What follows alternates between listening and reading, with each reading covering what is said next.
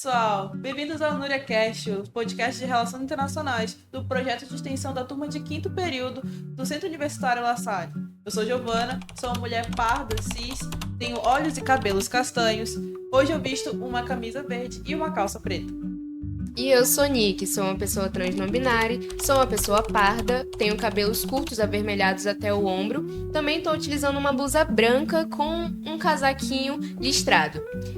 No episódio de hoje, vamos falar das oportunidades que traçam as barreiras, ou melhor, ultrapassam as barreiras das graduações. O tema de hoje é oportunidade durante a graduação de Relações Internacionais. Exatamente, e para isso temos um convidado para lá de especial. Ele que viveu a internacionalização na prática, ou seja, ele tem um local de fala. Antônio, meu querido, por favor, faça sua audiodescrição pra gente. Bom, primeiramente, boa tarde. Eu falo de Foz do Iguaçu, sou um rapaz jovem de 26 anos, de pele clara, cabelo curto, quando grande cacheado. Nesse momento estou com a barba curta e bigode, visto uma camisa branca que diz romantizam tudo, aumentou um pouco, e um short verde. Quanto ao meu currículo, como eu disse, eu tenho 26 anos, eu sou formado em 3 graduações, eu fiz Economia, Ciência Política e Relações Internacionais, eu sou natural de Manaus, Amazonas, mas hoje eu estou residindo temporariamente em Foz do Iguaçu por causa do meu mestrado em Políticas Públicas e Desenvolvimento na Universidade Federal de Integração Latino-Americana, a UNILA, e profissionalmente eu trabalho no terceiro setor, no Fundo Casa Socioambiental, onde eu tenho a expertise de atuar como assistente técnico de projetos, tratando-se de chamadas e editais para mobilização de recursos, né? Para quem não entende um pouco desse contexto da filantropia, a gente atua com a doação, uma captação internacional, e traz esse recurso para o sul global, especialmente no Brasil, que é o nosso foco de atuação enquanto fundo, para diferentes pautas intersetoriais, né? Então, gênero, clima, juventudes, educação, e gosto muito do que eu faço e estou muito feliz aqui de poder compartilhar o conteúdo para diversas jovens e outras pessoas, e o que puder falar mais. Prazer desde já. Perfeito. Prazer todo nosso. Muito bom. Então vamos iniciando, né, Antônio? Eu sei que você sabemos agora que você lida diretamente com projetos, com redes globais. E muitos alunos aqui da região norte, principalmente, acham que essas oportunidades estão muito longe, sabe? Estão muito inalcançáveis. Então, a partir disso, quais dicas práticas para um aluno de relações internacionais você daria para começar essa ponte com o mundo durante a graduação, principalmente? Perfeito. Eu acho que quando você está no contexto de um aluno de graduação, seja a primeira vez ou uma segunda graduação, até a terceira, pensando no meu caso, eu acho que você tem que estar disposto a vivenciar a universidade por completo. O que eu quero dizer com isso? Eu acho que você tem que estar aberto à iniciativa. Ah, Antônio, mas eu sou uma pessoa tímida, sou uma pessoa fechada. Eu acho que esse é o exercício. A universidade, ela permite te proporcionar esse grau de abertura. Até para aquela pessoa que já é extrovertida, como no caso me consideram bastante, você tem que se fazer das conexões e oportunidades que seus professores promovem, né? O próprio ambiente acadêmico. Então, a gente pode estar falando de projeto de pesquisa, pode estar falando de projeto de extensão, por exemplo, o próprio nossa conversa aqui, eu acho que é uma ótima oportunidade. Eu acho que tem que se criar espaços para que você possa tanto se relacionar como ganhar experiência. E eu acho que as oportunidades elas se tornam consequência de como você vai tendo essas interações e também aprendendo. Acho que, além de vivenciar a universidade, a segunda dica que eu daria é se permitir sonhar. Eu lembro muito bem, por que eu quero dizer isso? Eu lembro muito bem que, quando eu estava estudando, a minha mãe perguntava qual era o meu sonho. Eu faço relações internacionais, qual era o meu sonho? Eu dizia, eu quero trabalhar nas Nações Unidas. Eu quero ser que nem o Sérgio quero ser que nem o Sérgio Vieira de Mello foi no Alto Comissariado de Direitos Humanos. Então, assim, a gente às vezes olha e pensa, nossa, isso é impossível. Mas, assim, quais são os passos e etapas que não são necessárias para chegar a esse sonho, mesmo que seja impossível? Até porque, por exemplo, tem gente que quer ser diplomata, passar na prova de Itamaraty. Você vê muitas pessoas que estudam, seja anos, fazem roteiros, fazem planejamento. E eu acho que a base de tudo é essa palavra, planejamento. No meu caso, eu pensei, eu quero trabalhar nas Nações Unidas. Quando é que eu vou realizar esse sonho? quem são as pessoas que vão me fazer chegar perto disso ou relacionado a isso. Então, por exemplo, quando eu estava estudando lá em meados de 2018, 2019, ainda na minha primeira graduação em economia, eu entrava muito no LinkedIn. Eu fui daqueles que entrou na universidade, criou um LinkedIn rápido, tentei buscar um posicionamento no Instagram rápido, assim, dependendo do conteúdo. As primeiras orientações que a gente recebe, né? LinkedIn, Instagram, divulgação. Isso é verdade. Se posicionar estrategicamente nas redes sociais. É essencial, é essencial. E eu lembro de uma grande amiga querida, Júlia, que ela entrou em contato comigo no LinkedIn por causa de um post lá, e ela falou: Ah, Antônio, achei muito legal, eu estou fazendo TCC sobre a relação do Brasil e China, e eu queria saber se a gente poderia tomar um café para conversar, ver o que você pode me ajudar nessa sua visão de economia. E eu achei muito legal. A gente chegou a se encontrar no evento, acho que era uma semana de relações internacionais, não me lembro a faculdade agora. Eu fui para assistir, topei com ela, a gente se encontrou, e ela falou: Olha, eu vou final de semana fazer trabalho voluntário na rodoviária de Manaus, você está sabendo? Na época, 2018, 2019, a gente estava com uma efervescência da questão da crise da Venezuela, e a gente via por diversos lugares a rodoviária, por sua vez, sendo porta de entrada em Manaus para quem vem de Pacaraima, Boa Vista, uma aglomeração de inúmeras pessoas, migrantes e refugiados ali da Venezuela. E aí ela me falou aquilo e eu pensei: caramba, como é que é? Eu tenho que falar com quem? Ela disse: olha, você se apresenta amanhã, final de semana para o sargento e já está valendo, você ajuda lá a gente. E eu fui, tive uma experiência engrandecedora de 4 meses, aprendendo espanhol, desenvolvendo, e posteriormente pude participar de um processo seletivo de estagiário e fui estagiário do Acnur. Então, assim, uma coisa que eu pensava que ia ser depois de 10, 15, 20 anos, aconteceu no meu estágio 18, 19 anos, sabe? Sim, como voluntário ali, trabalhando embaixo da rodoviária, mas participando da ONU também. Sabemos disso.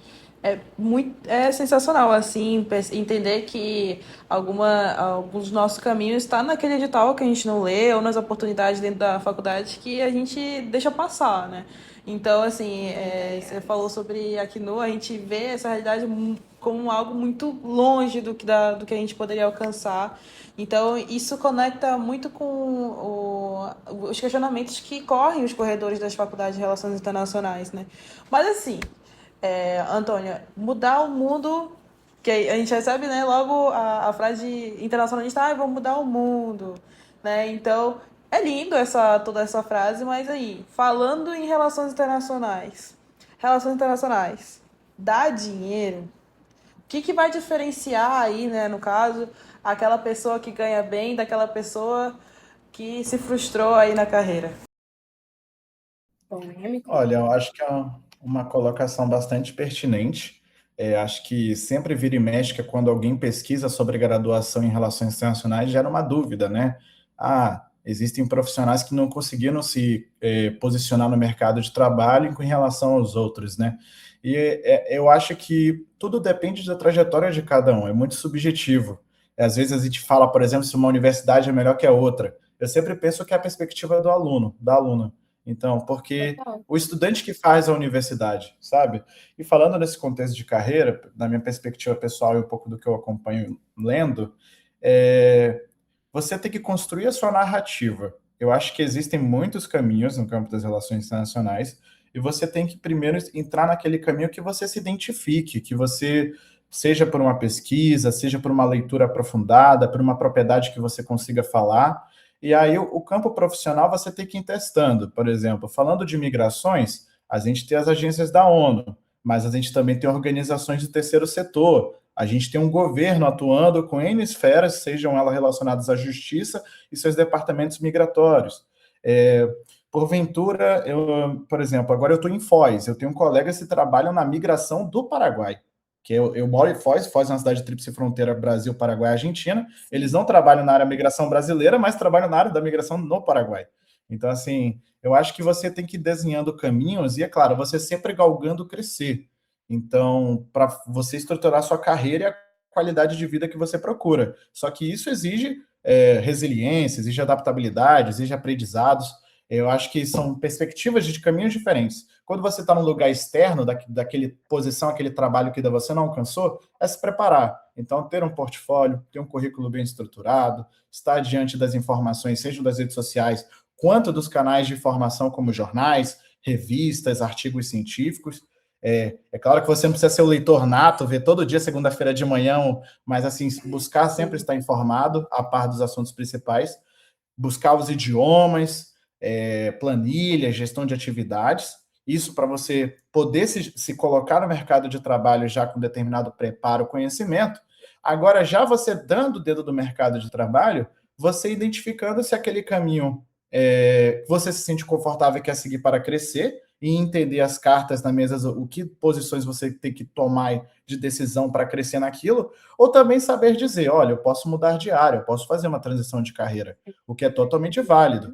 Você tem alguém que é da diplomacia civil, que é para o comércio exterior. Você tem alguém que quer ser concursado e vai para, sei lá, quer ser concursado e vai para uma área mais de ONGs, de relações institucionais, sabe? Sim, então, assim, e aí você vai observando esses perfis de pessoas que ascendem na carreira, conseguem maiores salários, qualidade de vida, você vê o currículo dessas pessoas, você vê o posicionamento delas, é legal você entendendo os porquês, como aquela pessoa chegou ali, e talvez ver como um espelho uma forma de se inspirar.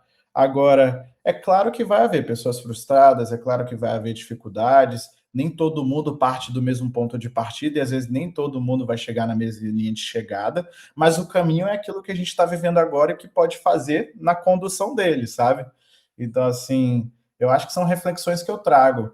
E eu, particularmente, me sinto muito grato. Eu parto de um ponto de vista de alguém que fez transição de carreira. Eu fiz estágios inteiramente no setor público, cheguei numa agência internacional como o Alto Comissário das Nações Unidas para Refugiados como estagiário, e quando chegou a pandemia, eu fui uma pessoa que não parava quieto dentro de casa. Eu fiz curso de Objetivos do Desenvolvimento Sustentável, fiz curso de finanças, fiz curso de gestão de projetos, e quando a gente começou a ter aquele vislumbre de que as vacinas estariam chegando, que a gente voltaria para um retorno gradual, eu pensei, eu tenho que me posicionar, eu tenho que procurar um estágio, eu tenho que fazer um curso. E aí eu me identifiquei muito com a área socioambiental. E aí eu coloquei um marco em 2020, 2021 de que eu ia só trabalhar com isso para o resto da minha vida, que é uma coisa que é parte daquela palavra que eu gosto muito, que é o propósito. Eu vejo que o meu propósito enquanto ser humano é trabalhar, estudar, entender essa área, né? Então, eu passei por organizações do terceiro setor, cheguei a ter uma passagem breve no setor público, mas hoje o Fundo Casa é uma organização do terceiro setor e trabalho com a pauta socioambiental. Então, assim, para mim é formidável, me sinto realizado. Não sei aonde chegarei ainda, mas eu tenho um sonho grande de poder ser professor universitário, então eu ainda quero poder compartilhar conhecimento, né? Quero poder ir para o doutorado, e acho que é a carreira que eu escolhi e estou seguindo nela. Mas, assim, cada um tem seu ponto, né? Acho que é a minha visão. exatamente. E eu notei que você falou que nem todo mundo sai do mesmo ponto de partida, né? Nosso podcast ele é voltado para pessoas jovens, principalmente, que estão no ensino médio e que querem entrar numa faculdade, né? Então a gente está disseminando conhecimento sobre relações internacionais, porque a gente entende que pessoas marginalizadas, periferia, a base, ela também pode ocupar esses espaços internacionais. E isso me lembra muito o nosso querido diplomata Douglas Almeida, que ele foi empossado, né, no ano de 2026, que ele é o fruto do ProUni, certo? Pessoas do ProUni, eu sou estudante bolsista do ProUni, então eu fico muito orgulhoso de ver essas oportunidades acontecendo e que elas são possíveis, né? Inspira as pessoas, principalmente vindo de outras realidades. Por exemplo, se eu não me engano, a mãe dele era faxineira, diarista, e o pai dele, pedreiro. Essa é uma realidade muito comum aqui em Manaus, não só em Manaus, mas em muitas cidades. Então a gente entende que se posicionar como estrategista, perceber esses detalhes, essas dicas que você falou do planejamento, mas também mudar a sua realidade, que é isso que eu carrego em mim, é muito válido. E é isso que te impulsiona a você conseguir alçar novos voos, né? Isso é muito lindo de fato. Parabéns. E vamos dar uma pausa ainda para a gente apresentar os nossos parceiros do podcast. Hoje estamos com Tropa dos Amigos Podcast, Águas de Manaus. Diplo Manaus Ário é a. e Miriam Amazonas. Essas parcerias são fundamentais para o nosso episódio de hoje. E dando continuidade, a gente tem também uma pergunta que é principalmente para o aluno que quer transformar sua graduação num verdadeiro passaporte para o sucesso. Ou pelo menos aproveitar uma das melhores oportunidades. Você, daria algum conselho de ouro, assim, essencial, que não pode faltar, assim, na carreira de uma pessoa em graduação? Reforçando também o que você já disse, algo do tipo? Olha, eu acho que você. Eu parto muito do princípio que eu iniciei falando sobre viver a universidade. Se eu pudesse dar uma especificidade, talvez em uma palavra ou em poucas, eu acho que são as relações que a gente cria dentro da universidade. Porque por mais que você não consiga ter tempo, ou às vezes você tem que ter, muita gente trabalha e estuda, ou às vezes termina uma aula, já precisa ir para casa porque tem coisas a fazer, ou não tem como continuar o tempo dentro da universidade, algo assim para estudar, para fazer um projeto, eu acho que é muito válido pensar naquelas pessoas que estão ali na sua rede, sabe? E quando eu digo isso, eu não acho que você ter que pensar só nas suas amizades. Eu acho que os próprios professores, a pessoa do administrativo, aquela pessoa que você pode confiar e tá lhe dando dica, porque assim, você traz essa questão das realidades e, por exemplo, no meu contexto, eu caminhei muito sozinho. E assim, quando eu fiz meus amigos, mas as minhas decisões eram muito solitárias. Eu me lembro que eu comprei um quadro branco, pendurei na parede do meu quarto e eu refletia sozinho. Mas tem gente que às vezes não funciona assim. Precisa de uma voz amiga, precisa ser escutada, precisa de alguém que te diga que você está indo pelo caminho errado ou está indo pelo caminho certo. Então, assim, às vezes eu digo isso para quem está escutando, assistindo, não é nem pensar em você, mas com quem você está conhecendo e está interagindo, porque talvez essa pessoa sinta a necessidade. Então, acho que são muito dessa criação de relações. Se você está predisposto abertamente, ou se não está predisposto, mas está predisposto a escutar, ou falar quando precisa de um conselho, de uma palavra, sabe?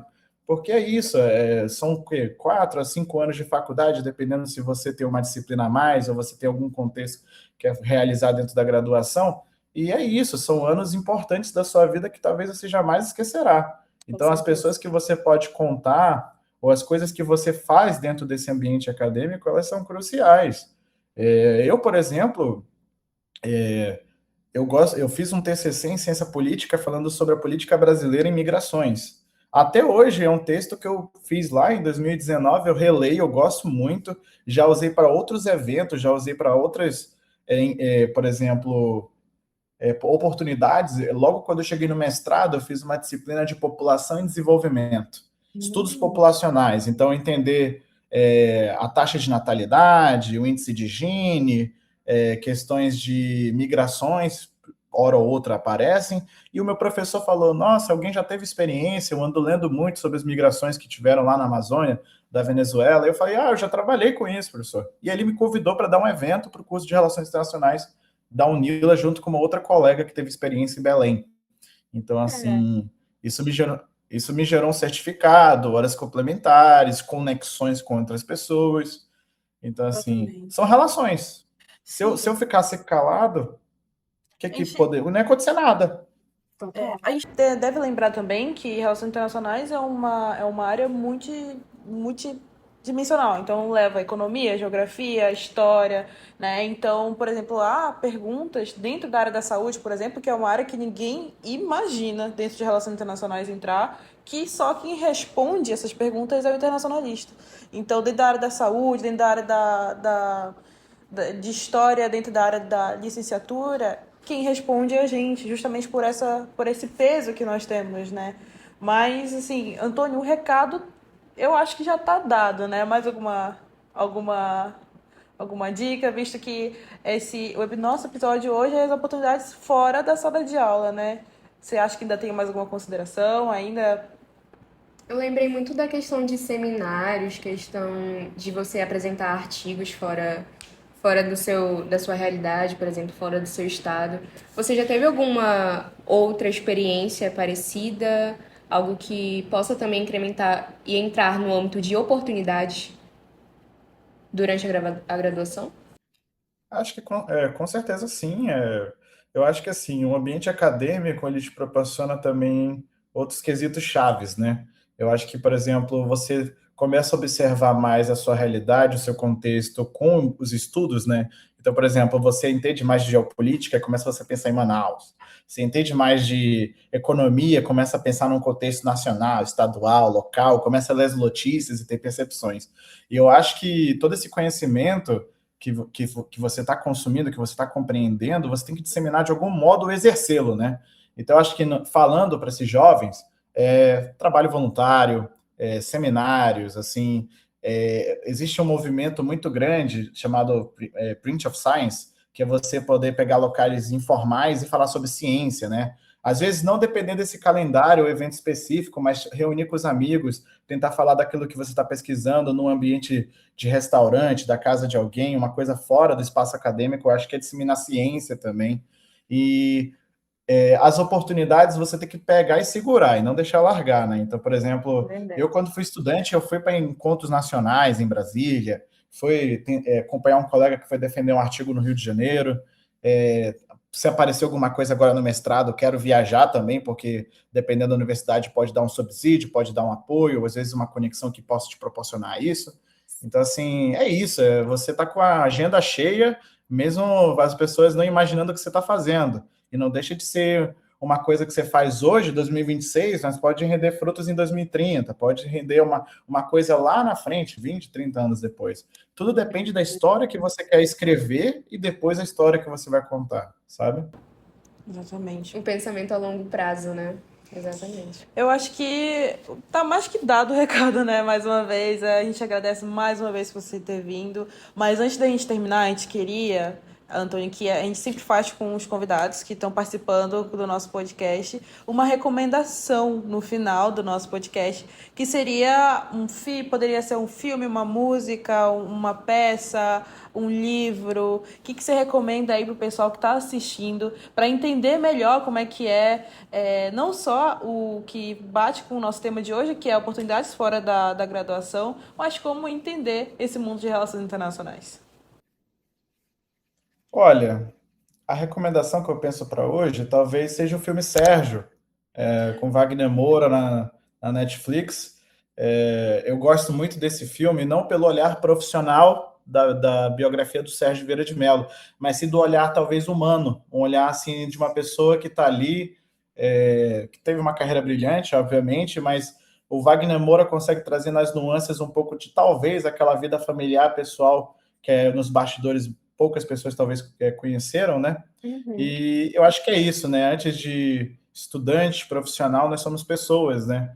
E é isso, né? Às vezes você vê carreiras, você vê exemplos e coisas que você quer almejar, mas não sabe as dificuldades, não sabe quantos abraços deixaram de acontecer, quantos vozes sentimentais, amigas ou de compaixão faltaram, tiveram.